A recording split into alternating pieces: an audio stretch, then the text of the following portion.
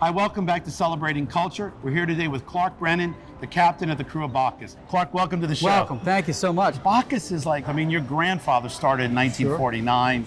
Your dad takes it over, but now you've taken it to a level that's incredible. Well, technology helps, but I had great shoes to fill, and I did not want to let down my father as the captain, and now I've been captain now for the past several years. We have a great team that works for Bacchus. No one person can do this alone, and we put on a great show. I'm sure both your dad and your grandfather would be proud to see where it is today. Well, thank you. Thank you. The family events, the Christmas party, the open house, you just see the kids, the clowns. I really focused on that to bring more family involvement. It is still a private membership, it's just a bunch of guys. But now we understand that if you don't take care of the next generation, then what do they have to look forward to? We had today a family with 5 generations. 5? Yes. And that's what just brings joy to me, is to see our members and their families having a great day.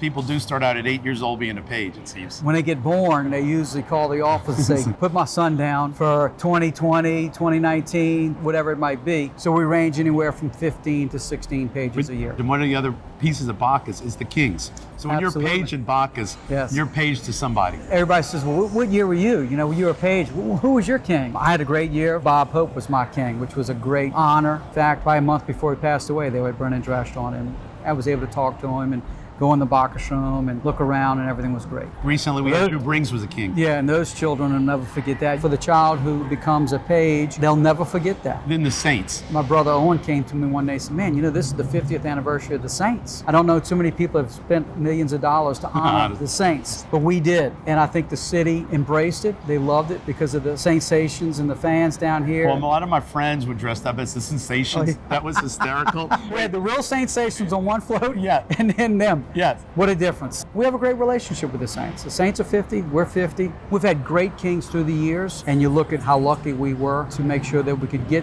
that caliber of king to come, and ultimately to put the light on New Orleans and our state. Anthony Mackie. Oh, and his kids, his kids came and rode that year as well. At Chapatoulas and Napoleon, that is a big scene. Well, he's a local boy. We love Anthony, and now he rides on my float, the officers' float, every year.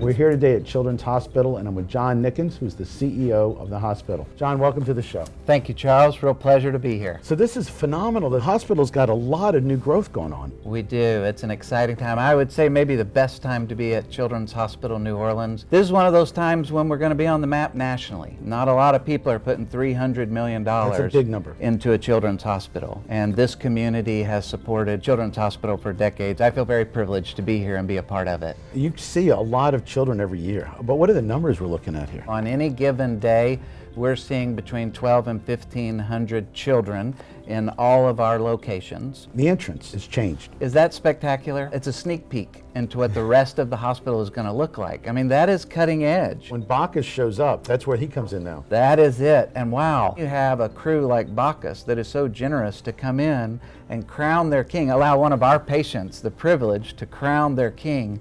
Oh my gosh, you talk about make their day, make their life a memory forever. This is a big deal for us. There's a lot of anticipation, and it's always some super celebrity that spends their time here and makes those kids feel so special. When we're done with the crowning, we do a second line through the halls of Children's Hospital. We start out in Lower Cella Pavilion and work our way through. This is what's spectacular about the generosity of the Mardi Gras cruise, the impact it has for kids. I mean, kids are resilient. And many times normalcy, the ability for them to just play, is therapeutic. And to light up their day, that moment, to give them a time when they're not thinking about their illness, they're enjoying and participating with someone else about something they love and have grown up in this community, Mardi Gras. There is a part of Mardi Gras that we don't know about. Yes, it's a sweet side. And I don't think nationally it's understood, maybe not even locally, but it is a sweetness and a generosity that I think captures the New Orleans spirit and community and culture. here with Mike and Dave, learning a little bit more about Bacchus. And there's so much history at Bacchus, over 50 years old. Tell me the alligator float. Well, the alligator float was my uncle Augie Perez's idea, and the story is he was at the airport and he was watching the luggage cars take the luggage from the plane to the building, and he noticed that the luggage cars all kind of followed each other, and he thought, why couldn't I build a float that would be multi-sectional and would do the same thing? And that was the idea that became the Bacchus. You couldn't do multi-sectional floats without that design idea.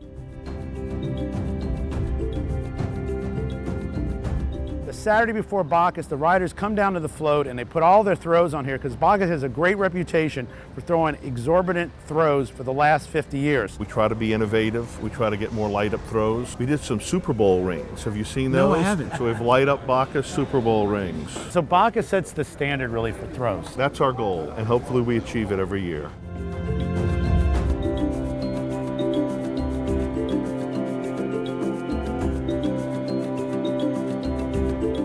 Family decides to reinvent Mardi Gras, so to speak. Right. I mean, and we think about how different it is today than where it was in Well, the 68. biggest thing today that you see is that what my father and the rest of his friends did was truly open up Mardi Gras to more people. You had several parades back then, did a great job. Bacchus comes along, makes it bigger. Some say not better, vice versa, but we were different. Right. And so we didn't want to change anything.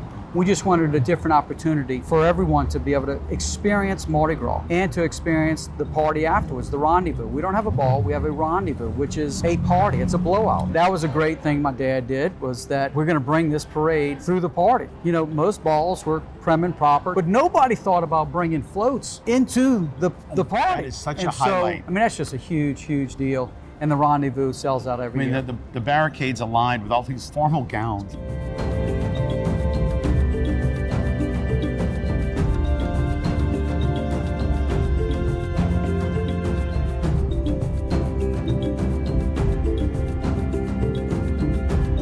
Now this theme is an awesome theme with the movies of Louisiana because Well, it promotes pride. That's what Bacchus has always been about, to promote the state and the city of New Orleans. Stay tuned, we'll be right back with more of Celebrating Culture.